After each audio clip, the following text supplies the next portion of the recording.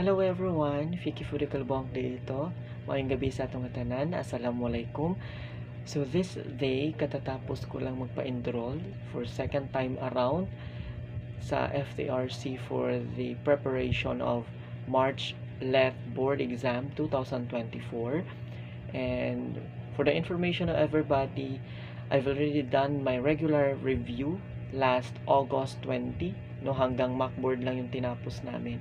And unfortunately, hindi kami nakatake last Sunday, September 24 na board exam due to some reason.